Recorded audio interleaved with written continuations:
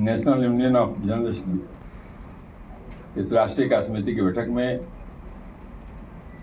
मंच पर विराजमान इस संस्थान के सर्वे सर्वा मेरे बड़े भाई पूर्व सांसद माननीय श्री गोपाल नारायण सिंह जी, NMTI के राष्ट्रीय अध्यक्ष अशोक मलिक जी, राष्ट्रीय महासचिव श्री सुरेश शर्मा जी, प्रदेश के अध्यक्ष राकेश प्रवीण जी, प्रदेश के उपाध्यक्ष जी, महासचिव प्रमोशन होता रहता है, अभी का तो भूल जाता हूँ मैं, प्रदेश के महासचिव श्री कृष्णकांत ओझा जी, श्री त्रिविक्रम नारायण सिंह जी, डॉक्टर निर्मल कुशवाहा जी, डॉक्टर गुरुचरण सिंह जी, मंच के संचालक रतन पांडे जी और सभी सम्मानित सभागार में उपस्थित भाइयों बहनों, मैं सबसे पहले बिहार की इस पावन धरती पर देश के कोने कोने से आए हुए सभी प्रतिनिधियों का हार्दिक स्वागत करता हूं, अभिनंदन करता हूं। बिहार की धरती बड़ी पावन है। वैसे तो देश के हर कोने की धरती पावन है, लेकिन स्वाभाविक है जहां मैं हूं, जहां आप आए हैं, उसकी चर्चा मेरे पहले के वक्ताओं ने किया, मैं दोहराता नहीं उसको। लेकिन मैं एक बात जरूर कहना चाहता हूं, मुझे प्रसन्नता इस बात से कि मुझे आपके इस राष्ट्रीय कार्य समिति की बैठक में संबोधन के लिए आपने चयन मेरा किया। इसके लिए मैं बिहार के इस संगठन को, विशेष करके राकेश जी को और ओझा जी को बहुत बहुत उनके प्रति आभार प्रकट करता हूँ। मुझे आपने यहाँ आमंत्रित किया है और मैं सौभाग्य मानता हूँ कि आप भी मुझे अपनी बात कहने का अवसर मिला है। वैसे मेरा और आपका रिश्ता, माने नेता और पत्रकार का रिश्ता 50 साल का है, ज़्यादा ही हो गया होगा, लेकिन 74 से तो डायरेक्ट है। तो जब इतना पुराना रिश्ता हो तो बात तो बनती है, कुछ तो बात हो ही जाएगी। लेकिन एक बात और भी है, मैं 74 में भले नेता बन गया होगा, अखबारों में छपता था तो हो ही गया संबंध आपसे। उसमें मुझे आज भी याद पड़ता है बचपन की वो बात, जब मैं उसमें क्या था, 20-21 साल का था, जब अखबार में छपे तो काट के रखता था, फोटो छपा तो अखबार छपा, समाचार छपा तो। लेकिन संजोग देखिए, जब 1975 आया, संगठन ने तय किया, जिस संगठन में काम करता था, वैसे 74 के आंदोलन में जेल गया, 1.25 साल जेल में रहा, 3 जेलों में रहा, मीसा में, DIR, जितने कानून उसमें हो सकते थे। लेकिन जब आपातकाल लगा तो फिर संभावना थी कि मैं जेल जाऊंगा ही, सरकार मुझे बाहर नहीं रहने देने वाली थी। तो संगठन ने हमारे तय किया कि तुमको गिरफ्तार नहीं होना है, और उसमें जिसकी चर्चा मेरे पहले के वक्ताओं ने विस्तार से आपके सामने की है, आपातकाल की विशिष्टता की चर्चा हुई है, कैसे सेंसरशिप लागू हुआ। मुझे आज भी याद, मैं ये विरोध का एक प्रतीक भी था, तो उसमें संगठन ने तय किया कि आपातकाल के जो समाचार हैं, गतिविधियाँ तो थी, कई संगठन आपातकाल के विरोध में कई प्रकार के कार्यक्रम देश में चला रहे थे, लेकिन उनके समाचार एक दूसरे तक नहीं पहुंच पाते थे। क्या गतिविधि चल रही है, क्या करना है आगे, इसके समाचार पहुंचाने का कोई माध्यम बचा नहीं था। तो संगठन ने तय किया कि साहब इस स्थिति से बढ़ना चाहिए और स्थानीय स्तर पे कोई न कोई एक बुलेटिन छपना चाहिए। तो 3 जिले का काम मेरे पास था, पटना जिला, भोजपुर जिला और नालंदा जिला। एक अखबार निकालने का उसमें संगठन ने तय किया, लोकवाणी नाम से। तो लोकवाणी का छापने की जिम्मेदारी 3 व्यक्तियों को मिली। एक तो मैं था, मुझे इसलिए मिला कि मैं अच्छा प्रूफ रीडर था, प्रूफ रीडिंग मैं अच्छा जानता था, क्योंकि मैं प्रूफ रीडिंग के माध्यम से मैंने अपने स्टूडेंट लाइफ में कुछ धन अर्जन करने की कोशिश की थी। अब उसमें सुनिएगा तो आप तो नहीं हंसिएगा, क्योंकि आप जानते भी हैं 8 आने फरवा मिलता था किताब छापने प्रूफ रीडिंग करने का, 8 आने। मेरे मामा एक अखबार में साख संपादक थे, तो वही लाते थे। तो मैंने उनको कहा कि मामा मेरे पास कोई खर्चा बहुत कम मिलता है, काम नहीं चलता है। तो 8 आने फरवा वो लाते थे, 4 आने फरवा मुझे देते थे, 4 आने अपने रख लेते थे। तो उसी से मैंने प्रूफ रीडिंग सीखा। तो इसलिए मुझे दिया काम। अशोक सिंह एक हमारे मित्र थे, वो मेरे साथ थे, श्याम जी साहिब लखनऊ के थे, यहाँ पढ़ते थे, उसमें मैं विद्यार्थी परिषद का काम करता था। हम तीनों ने तय किया व्यवस्था के तहत कि लोकवाणी छपेगा।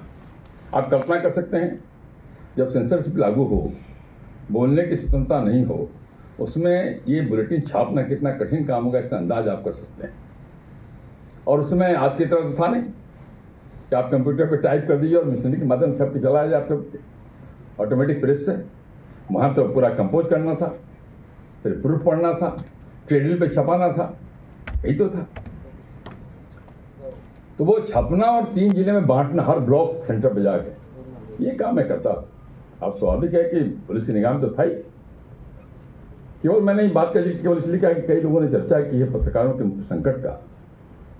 तो जैसे ही मैं ये काम मैंने प्रारंभ किया तो पुलिस ने स्वाभाविक है मेरे यहाँ छापा मारा, मुझे पकड़ने की कोशिश की, लेकिन क्योंकि संगठन ने कहा कि गिरफ्तार नहीं होना है, मैंने कहा यही ठीक है। तो पूरे आपातकाल में मेरे घर में खिड़की दरवाजा चौखट नहीं था, पुलिस सब उखाड़ के ले गई।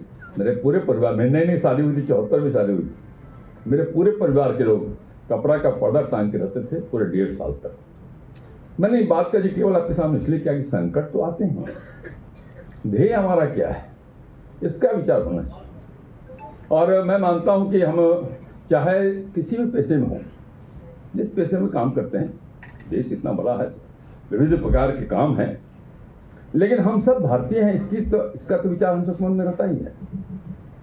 और हम इस बात का आह्वान भी करते, इस बात की अपेक्षा भी करते हैं देशवासियों से भी कि हम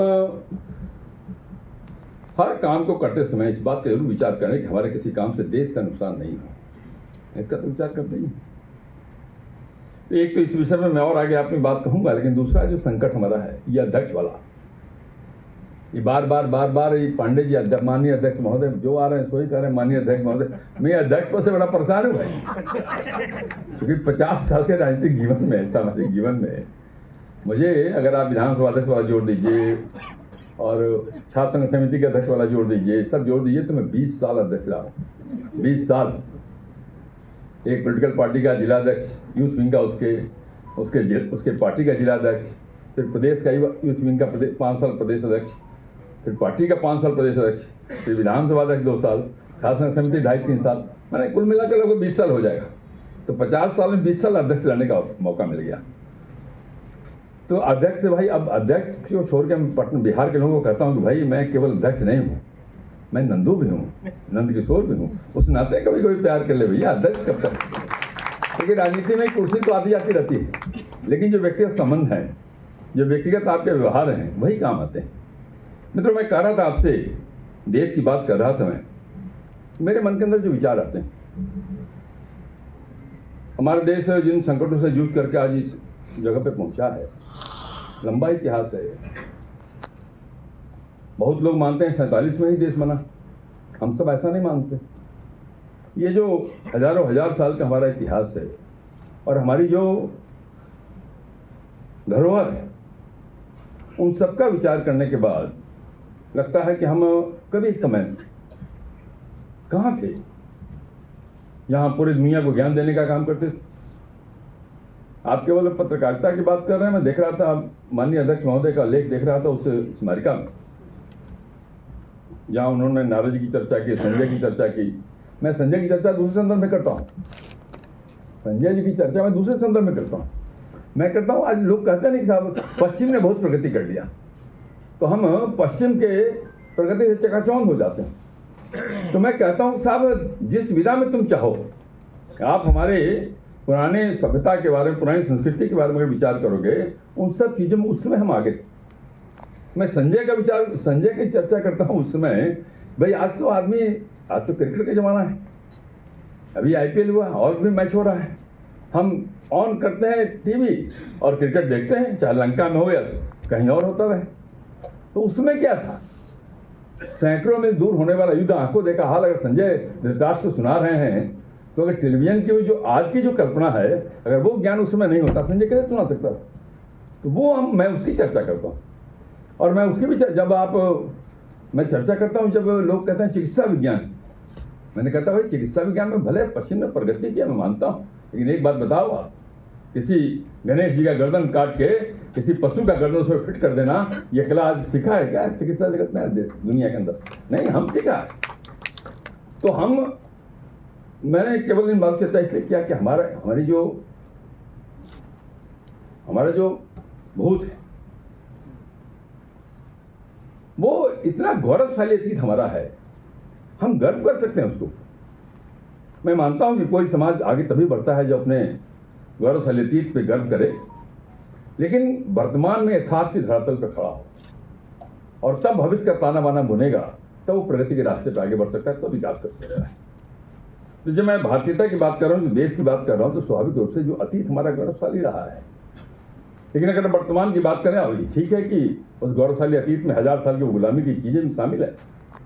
हजारों साल की झंझावात के बाद भी हम खड़े हैं। उस हजारों साल की गुलामी के बाद भी हमने अपना अस्तित्व समाप्त नहीं किया है।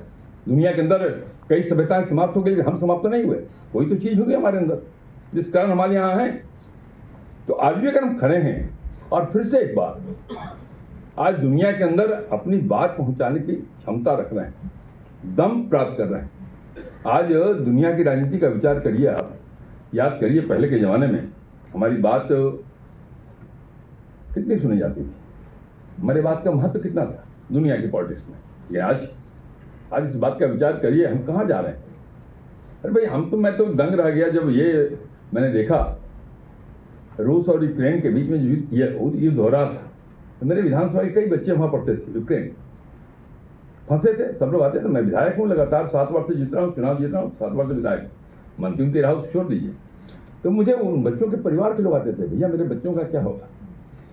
मैं दंग रह गया जब मैंने देखा कि भारत का प्रधानमंत्री रूस से भी बात करता है, यूक्रेन से भी बात करता है, कहता है मेरे बच्चे को आगे छोड़ो, उनको आने दो, युद्ध विराम करो। और युद्ध विराम होता है तो लोग कहते हैं कि आप पहचान में कैसे आएंगे आपके बच्चे हैं। तो प्रधानमंत्री कहता है जिसके हाथ में तिरंगा होगा, भारत का बेटा होगा। हमारे बेटे बाहर आ गए यूक्रेन की, उससे प्रतिबंध लगा। और छोड़ दीजिए आप, पाकिस्तान के भी बच्चों ने तिरंगा फहरा करके अपनी जान बचाने का काम किया। आज हमारी महत्ता वहां बढ़ रही है, आज दुनिया में हमारी आवाज सुनी जा रही है। आज हम उस दौर में फिर से पहुंचने की कोशिश कर रहे हैं जहां हमारा अतीत था। और मुझे इस बात का गर्व है कि भारत के प्रधानमंत्री जब ये कहा है कि हम देश की आजादी की 100वीं वर्षगांठ मनाएंगे, तो भारत विकसित देशों की श्रेणी में खड़ा हो। ये जो संकल्प, ये केवल प्रधानमंत्री का संकल्प नहीं है। सच पूछिए तो आज की जो युवा पीढ़ी है, सबके मन के अंदर बात आती है। भाई अब कभी कभी विचार करते हैं ना कि हम आजादी के कितने साल हुए, 47वें देश हमारा देश आजाद हुआ। दुनिया के कई देश हमारे साथ आजाद हुए, कई हमारे बाद भी आजाद हुए।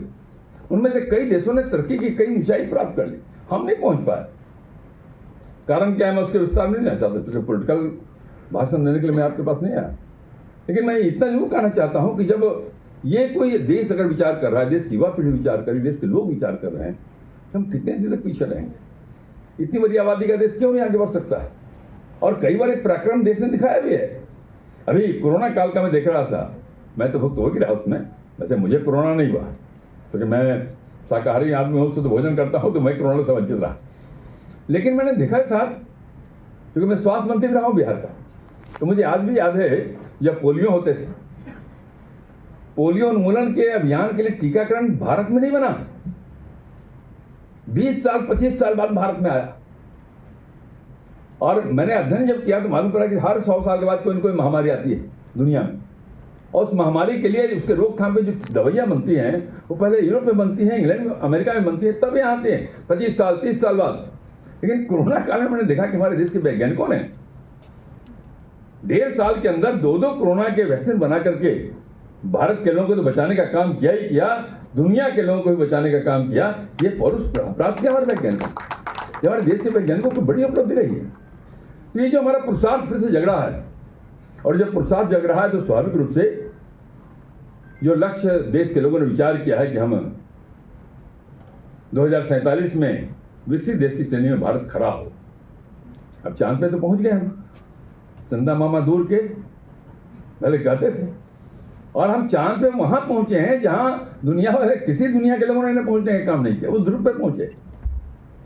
तो ये जो माहौल बन रहा है देश के अंदर, मैं आपसे विचार करने के लिए आग्रह करना चाहता हूं कि इस माहौल में हमारी क्या भूमिका हो, प्रेस की क्या भूमिका हो, पत्रकार बंधुओं की क्या भूमिका हो, इसका विचार कर सकते हैं क्या। ऐसे मानता हूं कि अभी आपकी जब राष्ट्रीय कार्य समिति हुई होगी, 2 दिन हुई, इस राष्ट्रीय कार्य समिति में जो चुनौतीपूर्ण मुद्दे होंगे आपके, उन सब का विचार आपने किया ही होगा। और मैं जब आपके महामंत्री जी का, राष्ट्रीय महामंत्री जी का विचार सुन रहा था, तो उसी समय मैंने तय किया कि मैं अपने विषय बदलूंगा।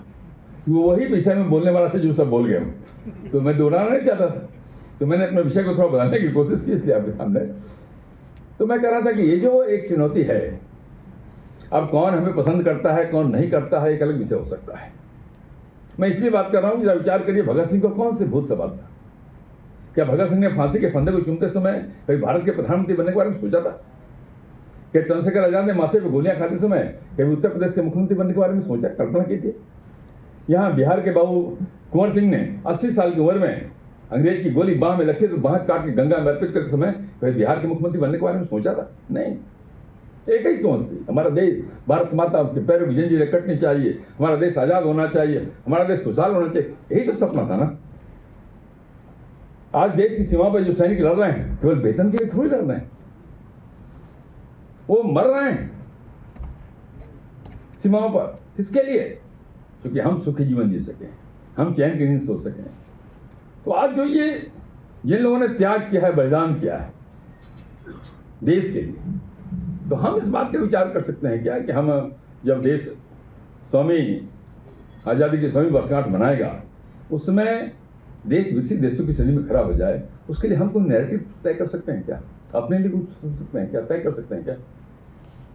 क्योंकि समाचार, एक बात मैं स्वीकार करता हूँ आपसे, जो आपको दिखता है वो छापने का अधिकार आपको है, उस पर लिखने का अधिकार, आलोचना का अधिकार आपके पास है। मैं उससे वंचित होने की बात नहीं कर रहा हूँ, मैं नहीं कह रहा हूँ कि मत करिए, वो तो कर्तव्य है आपका, दायित्व है, धर्म है आपका।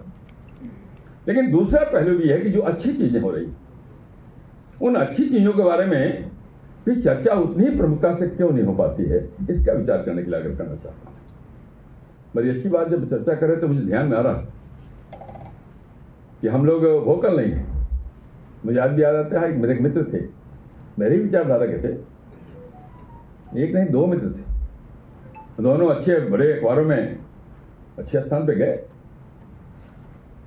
तो जब मैं उनसे कहता था वही बात, देखो भाई ये कम्युनिस्टों के समाचार खूब छप रहे हैं, अभी नक्सलियों के समाचार छप रहे हैं, साफ प्रमुखता छप रहे हैं उस समय, अब तुम कुछ लिखते नहीं हो जी। तो क्या भैया, लोग हमको चिढ़ाता है, मैंने ये समय था, आज वो समय नहीं है, आज वो स्थितियां भी नहीं।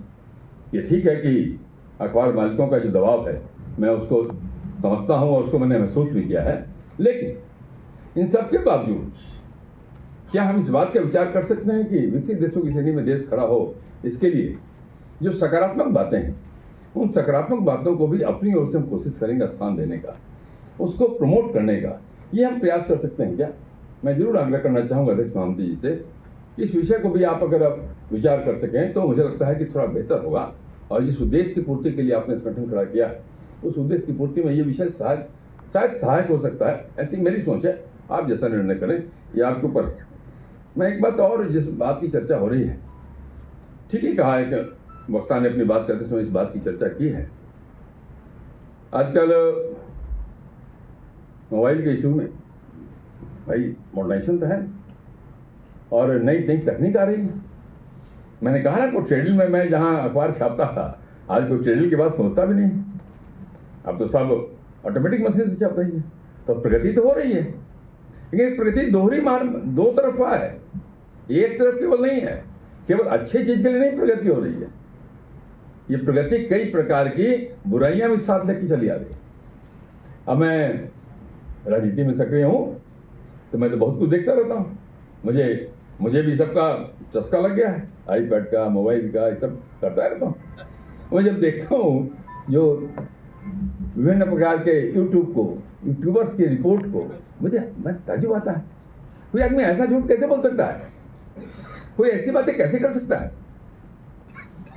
और हमने तो इस चुनाव में देखा, अब कुछ लोगों ने नैरेटिव बनाया ही है कि फलानी पार्टी आरक्षण खत्म कर देगी, संविधान बदल देगी, और ये नैरेटिव इतना चल गया सोशल मीडिया में, तो उसका प्रभाव दिखने लगा। तो इन नकारात्मक बातों का इतना प्रभाव अगर बढ़ता चला जाएगा तो आप विचार करिए, जिनकी सोच सकारात्मक है, जिनकी सोच देश के प्रति अच्छी है, उनके विचारों का क्या होगा? वो अगर नहीं सोचेंगे तो नकारात्मक प्रभाव वाली बातें अगर समाज में फैलती जाएगी, फिर क्या होगा अपने देश का, क्या होगा? हम भगत सिंह के प्रति अपना दायित्व कैसे निभा पाएंगे, चंद्रशेखर आजाद को श्रद्धांजलि कैसे दे पाएंगे, सुभाष चंद्र बोस को कैसे याद कर पाएंगे, कैसे करेंगे। तो इसलिए मैं आग्रह जरूर करूंगा, इस नई तकनीक की जो विसंगतियां हैं, उन विसंगतियों से कैसे अपने को बचा सके और उसके एक कैसे समाज के अंदर इस विचार को और प्रभावित कर सके। आप इन नकारात्मक बातों को भी प्रतिकार उतनी ही तीव्रता के साथ हो सकता है सकारात्मक वेव के साथ, इसका विचार करने का आग्रह करना चाहता हूँ। मैं बहुत लंबी बात नहीं करना चाहता, मैं तो बहुत कम पढ़ा लिखा आदमी हूँ, बड़े बड़े विद्वान बैठे हैं, अब उनके सामने मैं ज़्यादा बोलूँगा तो फंस जाऊँगा, गलती निकल गई तो संकट है। वैसे मैं जिस पद पर हूँ बड़ा विचित्र है, मैं हूँ स्पीकर, विधानसभा का स्पीकर हूँ, लेकिन उसको सबसे कम बोलना पड़ता है।